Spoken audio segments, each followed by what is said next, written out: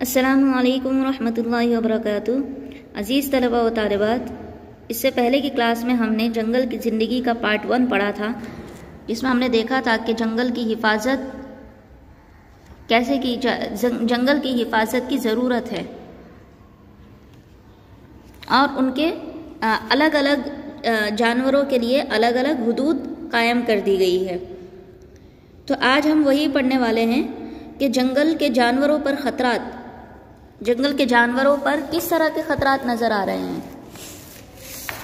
तो आज के इस दौर में इंसान ने अपनी तरक्की और अपनी लालच के लिए जंगलात पर कई सवाल खड़े कर दिए हैं। तो इनके क्या असबाब हैं, क्या वजूहात हैं, तो इस बारे में गौर करने के बाद ये पता चलती है कि मुसलसिल होने वाली जंगलों की कमी से जानवर क्या हो रहे हैं, क्या कर रहा है इंसान, अपने लिए लकड़ियाँ काट रहा है, पूरे झाड़ों को काट रहा है, दरख्तों को ख़त्म कर दे रहा है, जंगलात को ख़त्म कर दे रहा है। उसकी वजह से क्या हो रहा है, जंगल ख़त्म हो रहे हैं।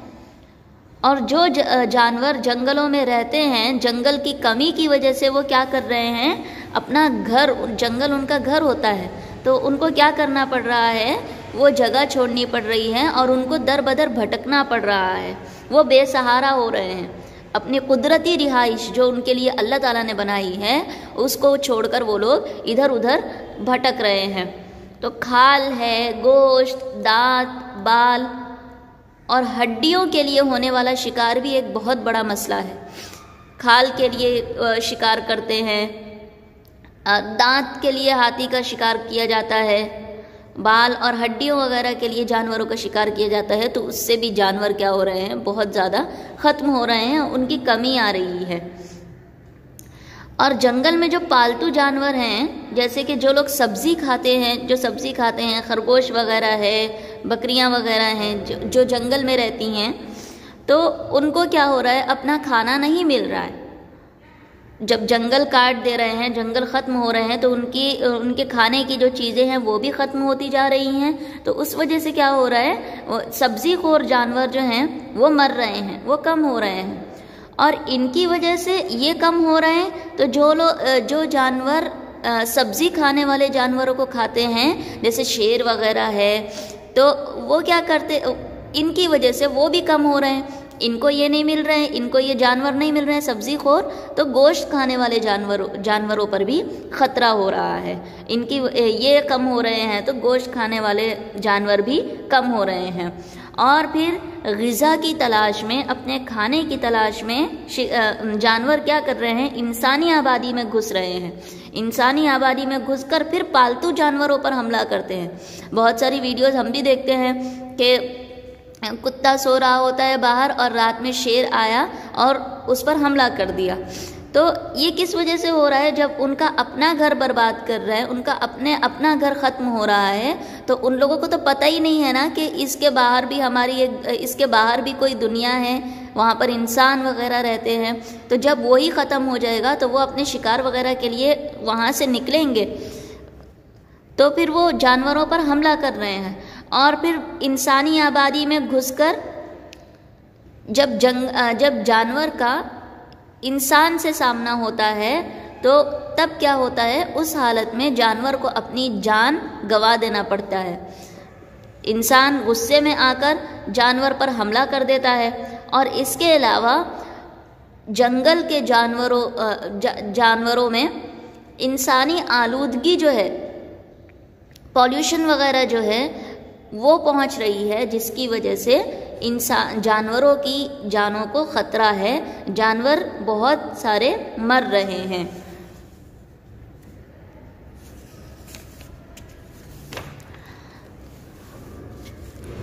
और जंगलों की कमी की वजह से जंगल कम हो रहे हैं, उस वजह से जानवर खुराक की तलाश में, अपने खाने की तलाश में इंसानी आबादी में आ जाते हैं। और फिर बाद में जंगल वहाँ पर आता है, तो इंसान के साथ जानवरों की झड़पें हो जाती हैं और इंसान गुस्से में आकर जानवर की जान ले लेता है, जानवर को मार डालता है। कभी कभी हाथियों का झुंड निकल आता है खुराक की तलाश में, और यहाँ आकर क्या करते हैं, वो एक भारी अफरा तफरी मचा देते हैं, तोड़ फोड़ कर देते हैं। तो उस वजह से क्या होता है, इंसान को नुकसान होता है। तो ये किसकी वजह से हो रहा है, इंसान ही है जो जंगलात को ख़त्म कर रहा है। अगर वो लोगों को ख़त्म नहीं किया जाएगा, जंगलात को ख़त्म नहीं किया जाएगा, उसकी देखभाल की जाएगी, उसको आबाद किया जाएगा, तो जानवर अपनी जगह सही रहेंगे और इंसान अपने आप में सही सलामत रहेंगे। और क्या होता है, कभी हम देखते हैं कि जंगल है और इंसान रीछ है, रीछ वगैरह, भालू वगैरह हैं, या शेर वगैरह हैं, चीता वगैरह हैं, ये इंसानी बस्ती में आ जाते हैं और लोगों का शिकार करना शुरू कर देते हैं, मारना शुरू कर देते हैं। तो उस डर से क्या होता है, वापस से फिर वही जानवरों को अपनी जान गंवाना पड़ती है। तो अगर जंगलात महफूज रहेंगे तो जानवरों को बाहर निकलने की ज़रूरत ही नहीं पड़ेगी। दूसरा पॉइंट हमारा है जंगल की ज़िंदगी के तहफ़्फ़ुज़ की तदाबीर। जंगल की ज़िंदगी की हिफाजत की जाए, उसके बारे में कुछ प्लानिंग है।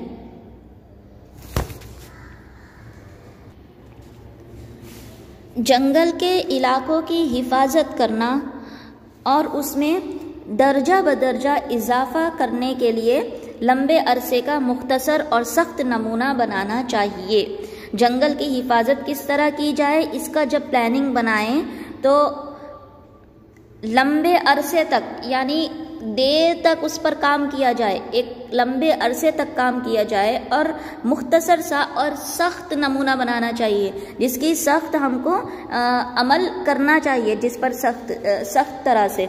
और जंगल के इलाकों और जानवरों के लिए की हिफाजत के लिए सख्त कानूनी कार्रवाइयाँ और फ़ौरन अमल करने के लिए हम सबको मसरूफ़ रहना होगा। पहले तो जंगल के तहफ़्फ़ुज़ के लिए हमको प्लानिंग करनी होगी, कानून बनाने होंगे, काम करना होगा, और फिर जब हम ये सब कर लें तो फ़ौरन हमको इस पर अमल करना होगा, फ़ौरन काम शुरू कर देना होगा, और हम सबको उसको अपनी ज़िम्मेदारी समझना होगा और उसमें मसरूफ़ हो जाना होगा। और अलग अलग तंजीम जो हैं, जो अलग अलग काम करती हैं, तो क्या करना चाहिए, लोगों में उसका प्रोग्राम वगैरह रखना चाहिए, लोगों में उसके प्रोग्राम्स रखने चाहिए कि लोगों को पता चले कि हाँ, जंगल की ज़िंदगी जंगल जितने हमारे लिए ही ज़रूरी हैं। अगर जंगल रहेंगे, पेड़ पौधे रहेंगे, तब हम ज़िंदा रह सकेंगे। तो उस वजह से प्रोग्राम्स वगैरह मुनाकिद करने चाहिए। और स्कूल की जो किताबें हैं, जो सिलेबस है, उसमें भी जंगलों की हिफाजत और जंगलों की ज़रूरत के बारे में निसाब में शामिल होना चाहिए।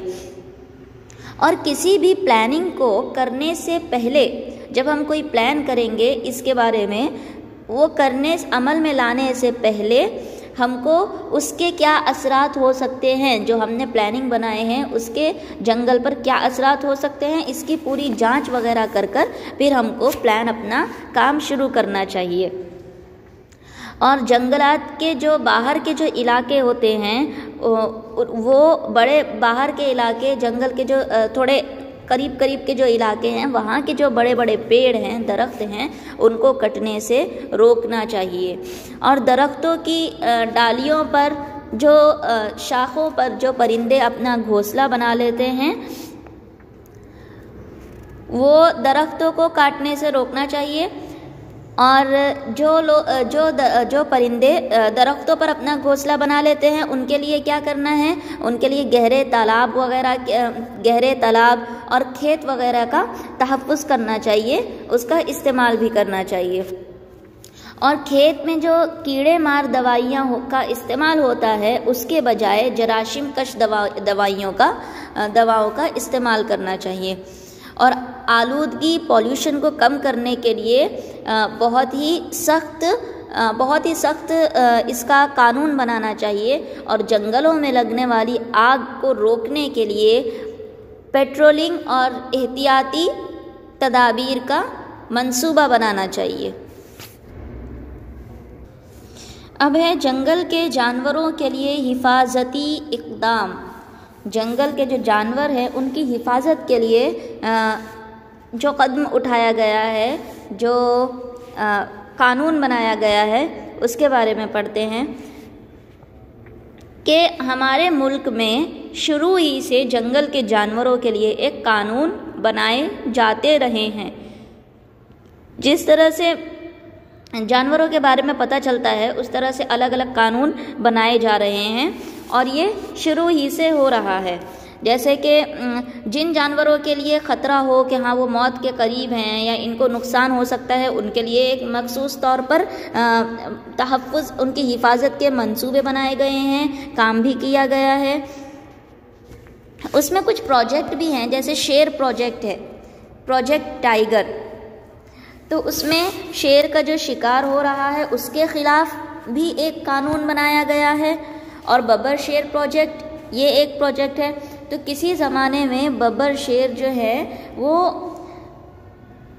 एशिया के बर्रे सग़ीर से ईरान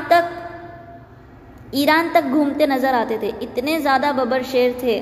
मगर अभी इनकी तादाद बहुत कम है, कभी कभार ही देखने को मिल जाते हैं हमको।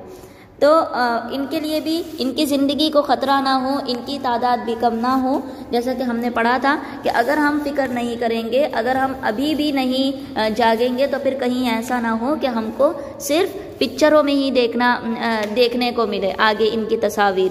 तो इनके इक़दाम के लिए भी, इनके लिए भी काम किया जा रहा है, इन पर भी प्रोजेक्ट्स वगैरह बनाए जा रहे हैं। तो आज हमको यही अहद करना है कि अपनी लालच के लिए बेज़ुबानों की ज़िंदगियों को बर्बाद ना करें, उनकी ज़िंदगियों को ख़त्म ना करें और जो हमने पढ़ा है इस पर गौर करें। तो आज हम यहीं पर ख़त्म करते हैं। हमारा यहाँ पर सबक पूरा हो चुका है। इंशाल्लाह मैं आपको इसके सवाल जवाब भेज दूँगी। आपको कोई भी किस्म का क्वेश्चन हो, डाउट हो, आप मुझसे मीटिंग में पूछ सकते हैं। अस्सलामु अलैकुम।